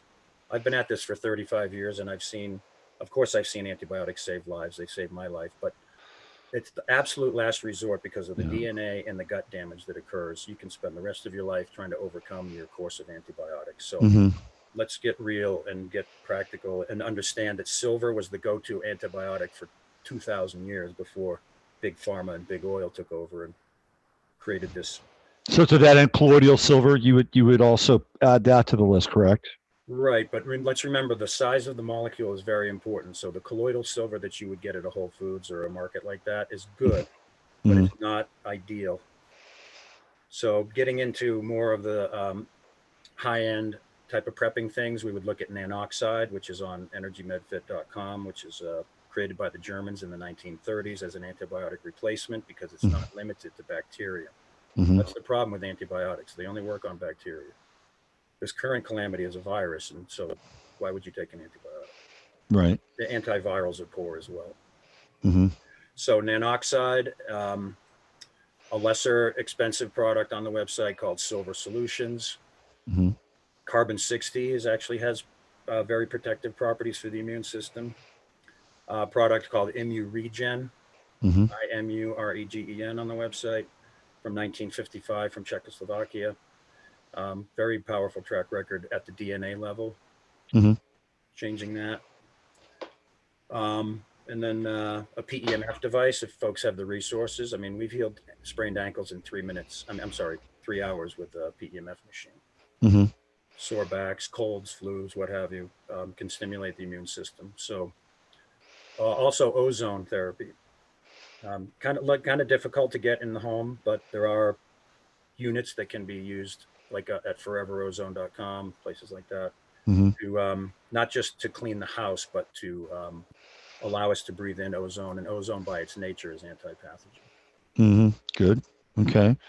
What about hydrogen water? What's your stance on hydrogen water, Glenn? Hydrogen's fantastic. We have it in two forms. We have pill, but we also have a machine that makes hydrogen. 200 times more powerful than vitamin C as an antioxidant, and tremendous sports performance product. Does have anti-pathogen. I'm sorry, anti-sickness properties. You know, it's a no-brainer, especially when it's combined with the carbon 60. We can actually double the potency of both of those things. What about black seed? A lot of people are kind of switched on to black seed oil. Not a lot of people know how to use black seed oil. What's your take on that? I have not used it just because I'm overwhelmed with all the stuff we're using now, but I get reports from it, and it's inexpensive. Black walnut is another one. Grapefruit seed extract, oil of oregano, but also turpentine. I would urge everyone to get some medical grade turpentine. It's about $40 a year, and incredible track record. Her name is Dr. Jennifer Daniels. If people want to go to YouTube and check her out, it's fascinating. Had her on my show years ago. She's brilliant. She's totally brilliant, and she's been on this for a long time. Yeah. Okay. So I would only get that from one place, though. What's the name of it? It'll come to me. So these are all basic functional things that people can have and should have around their place, so they can stay healthy, maintain their health, even heal themselves. What about some of the like low-level triage stuff? What would you recommend? Well, the Celox would be the number one for that, because bleeding is the ultimate problem, right? Other than airway. So if folks have the resources, maybe investing in an AED, the defibrillator, portable defibrillator. Here's the challenge, though, is once you get past a certain level of pathology with the injury or what have you, or the wound, you're gonna need professional help. So we're trying to talk about everything below that level. Right. Which is probably about 80%, right? I mean, today people run off to the doctor every time they have a sniffle. I mean, that's not going to be practical once we see a collapse potentially of the emergency system.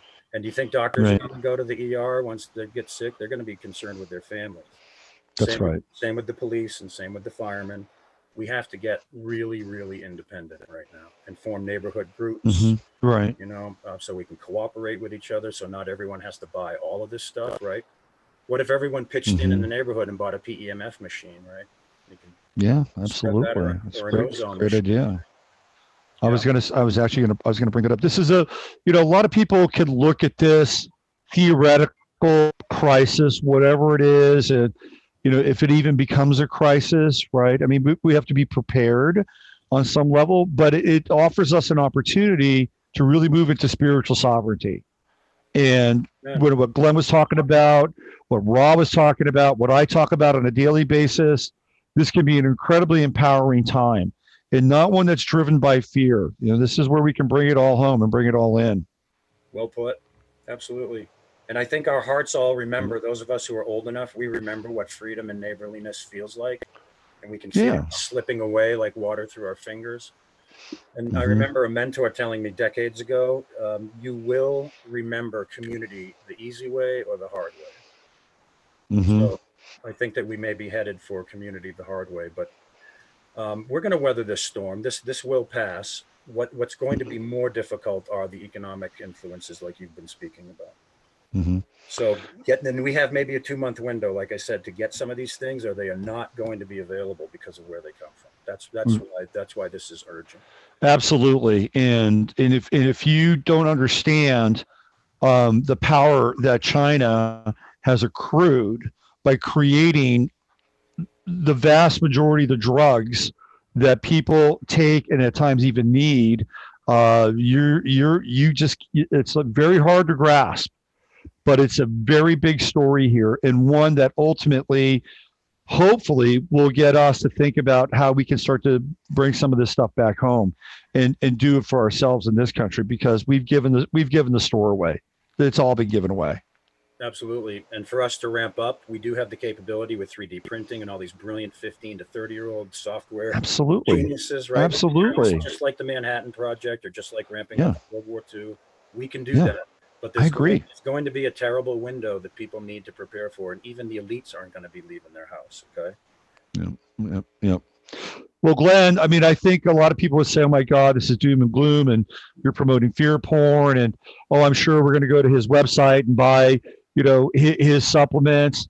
You don't have to go to Glenn's website. Okay, I've got Glenn on this show because he's knowledgeable. He's been doing this for 30 years. He studied this stuff inside and out. All right, so this is information. Clearly, you can get some of these products at Glenn's website. You can get some of these products at your local grocery store. We're just here to make sure that you're tethering your camel. That's all it's about. This is not about fear. This is not about kind of exploiting people's phobias so that Glenn or myself, whoever, can make money off this. Let's just get that right out of the way. That's not what this is about. This is about just taking care of business and taking care of your family, which we should be doing all the time anyway. Amen. And everything we mentioned is something that could come up in daily use anyway, right? Right. Yeah. The only reason we're saying to stock up is because of lack of availability in the future, and also maybe the ability to help neighbors out, barter, right? Mm-hmm. And before I forget, I want to talk real quick about the 5G component here. What we're dealing with potentially is what's called binary warfare. So the pathogen has its own set of deadly characteristics, but they become amplified in the presence of the EMF, right? It becomes a Frankenstein monster is what it becomes. Yeah, potentially. Yeah. We don't have full evidence of that yet, but it's moving that way.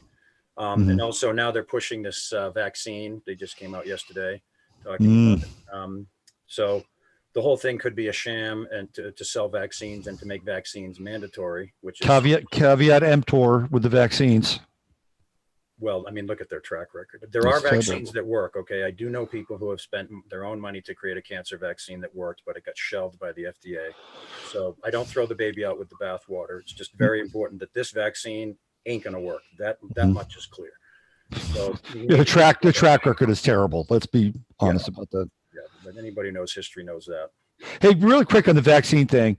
Have you heard this anecdotal tale about the original vaccine that was created and the woman that they drew the genetic material from? Do you know about this at all? Mother Mary's monkey, that kind of thing.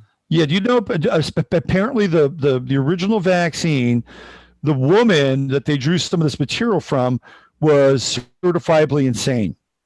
Wow. Certifiably insane.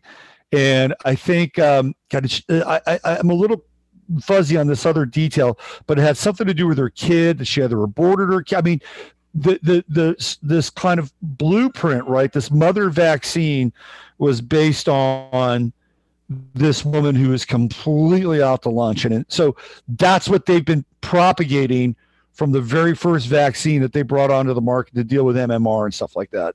Kind of like a kombucha mother that's tainted from the beginning and so on. Absolutely. And by the way, in my estimation, clearly intentional. These things are not accidents. The progressive, gentle minds like to ascribe everything to, lack of oversight or incompetence. No, most of these things on a large scale are clearly manipulated. We need to wake up to that stuff. Right. It's incompetence and malfeasance. It's malfeasance basically masquerading as incompetence, right? That's what it is. Yeah, they've gone beyond incompetent. They're now criminal. Yeah. Well, Glenn, you got anything else? We're going to get ready to shove off here. I'm going to talk about food real quick. I've read a lot of the military studies on food deprivation and what happens with high-level troops. Mm-hmm. So number one is living enzymes. We need to have living food. And over the course of weeks, that becomes very challenging. Again, a product on the website called BioAge, the algae. We've had folks who just live on that for days and days doing their keto cleanse or diet. So you're not going to miss out on any vitamins and minerals on this product. Each capsule is equal to about 10 pounds of spinach or broccoli. And then a product called Quinton on the website for the minerals. You could live off of both of these products for days and days and days. But regular food, we want to remember that variety was the other factor with the military tests. Mm-hmm. They gave these guys food that they had been giving them before after they took it away from them. Same food, they wouldn't eat it. They would rather die than eat the bland rice, so to speak, right? Mm-hmm. So, Mm-hmm. you know, stock up on spices and curries and all these things. There's a Interesting. wonderful product from my friend Jessica called Jamu, Jahmu. Mm-hmm. It's a very powerful medicinal turmeric cumin product that's anti-inflammatory. You can Mm-hmm. put that on everything, you know, quinoa, rice, what have you. Maple syrup, honey. Just be creative with your ideas on how to spruce things up, and your boredom will be attenuated. Mm-hmm. Good. Good. What about sprouts? Are you a sprout guy? Oh yeah, and vertical farming is another thing we could look into, right? You can take an 8x8 room and grow enough food for weeks and weeks and weeks, but then you don't have the variety piece. But at least it's living, right? Look, I just think this is a wonderful time to really get empowered. You Absolutely. know? Yeah. I mean, I see this as a strange blessing in a lot of ways. You know what I've been doing? I've been cleaning, you know, getting rid of stuff because I have tens of thousands of dollars in medical equipment, and Mm-hmm. you know, just lightening the load and taking things to the Goodwill, and it just feels good. It's a voluntary purge, Mm-hmm.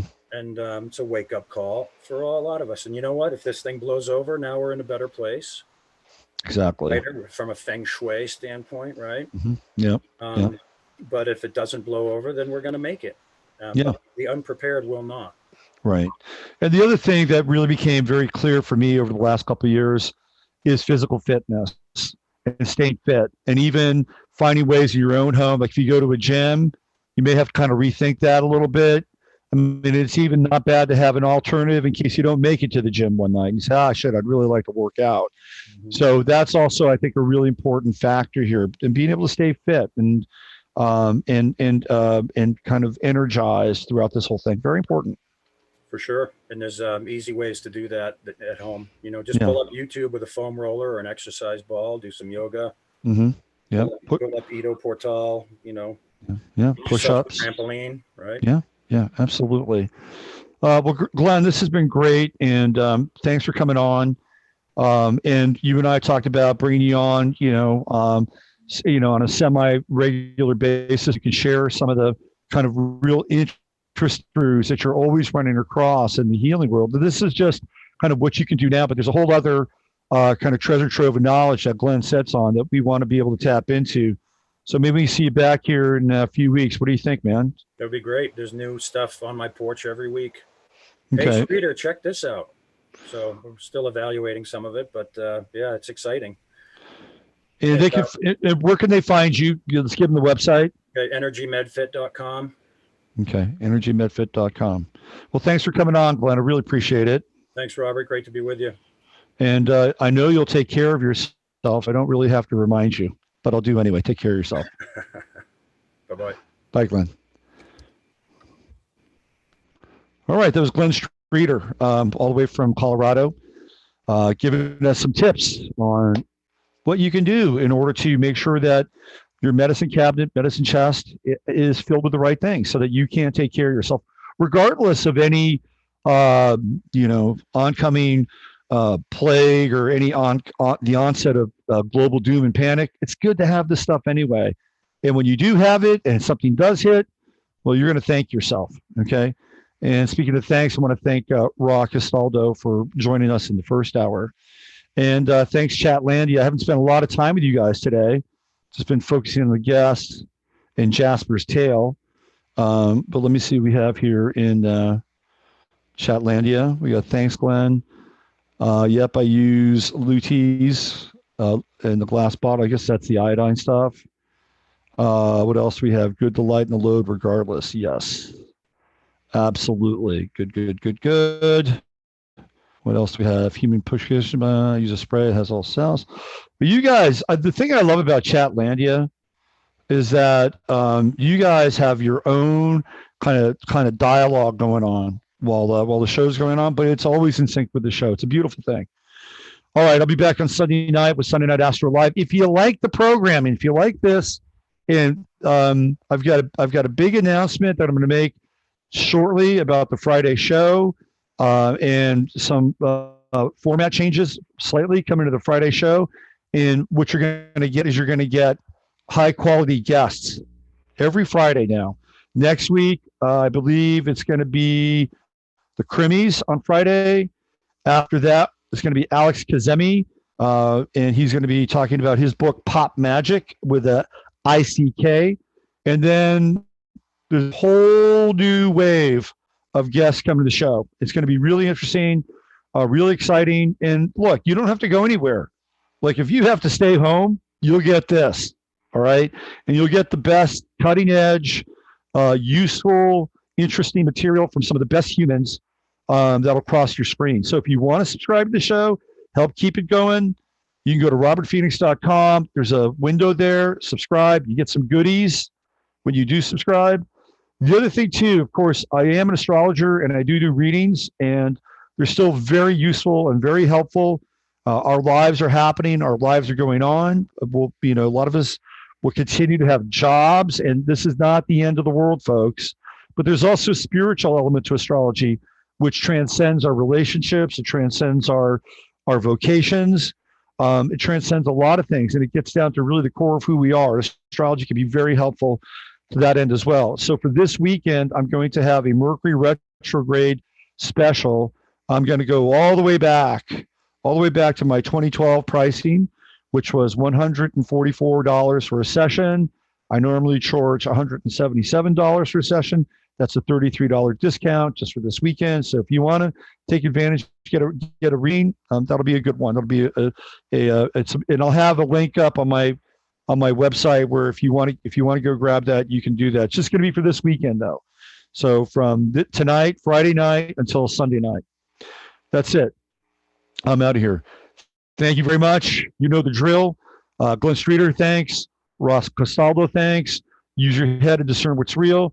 Your heart to stable what's possible. And don't get stressed out. Don't get worried. These are really dynamic, powerful, profound times we're living in. And you chose to be here. Let's make the best of it together. I'm Robert Phoenix. Have a good day.